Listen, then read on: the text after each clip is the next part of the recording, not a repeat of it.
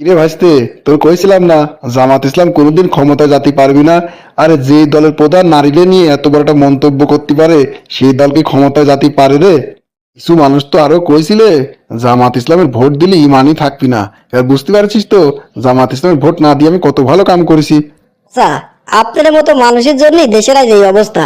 আচ্ছা, যারা কইছিল জামাত ইসলামের ভোট দিলে পরে ইমান থাকবি না, জামাত ইসলাম কোনো ইসলামী দলই না, তা তার কাছে কি একটা প্রশ্ন আপনারা কোনো সময় করেছেন?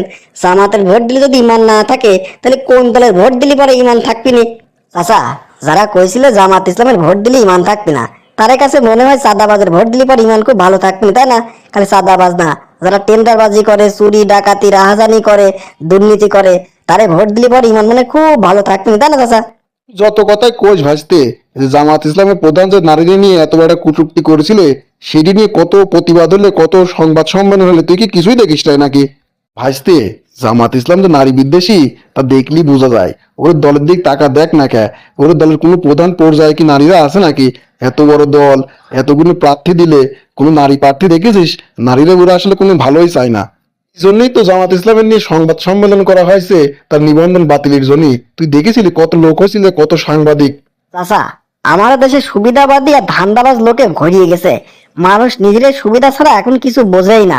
এই যে দেখেন, জামাত ইসলামের নিয়ে যারা এত সংবাদ সম্মেলন, এত মিছিল মিটিং করে বেড়ালে, তারা যে আমাদের দেশে শিশু নির্যাতন, নারী নির্যাতন যখন হয়, তখন তারা কোনে থাকে? এই যে কয়েকদিন আগে যারা শিশু নির্যাতন হলে, শিশু ধর্ষণ করলে, সেসব নিয়ে তো তারা কোনো সময় মানববন্ধন, সংবাদ সম্মেলন করে না।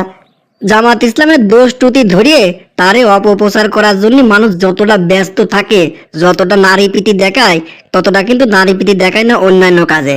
শিশু নির্যাতন, নারী নির্যাতন হলে তখন তো দেখিনি আইসে ক্যামেরার সামনে বড় বড় বলচাল মারতি। যত বলচাল আছে সবাই জামাত ইসলামের বেলায়, তাই না চাচা? চাচা, জামাত ইসলামের আমির নিয়ে যে কথাটা করছেন, সেটা কিন্তু প্রমাণিত হয়েছে যে তার আইডি হ্যাক হয়েছিল।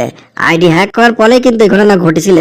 এইটি নিয়ে এত মাতামাতি বাড়াবাড়ি করলে কই? এই যে কিছুদিন আগে এই যে বিমানের এমডি, সে বিমানের এমডি যারা শিশু নির্যাতন করলে, কই আপনি তো দেখলাম না সেই শিশু নির্যাতন নিয়ে কোনো কথা কওয়া, কোনো মানববন্ধন করা।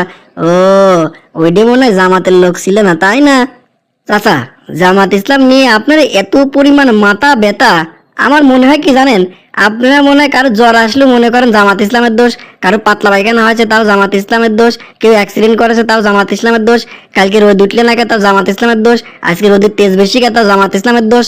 আচ্ছা, জামাত ইসলাম নিয়ে আপনার চিন্তাধারা এমন পর্যায়ে গেছে, মানে গোটা পৃথিবীতে সবাই ভালো, একমাত্র জামাত ইসলাম খারাপ।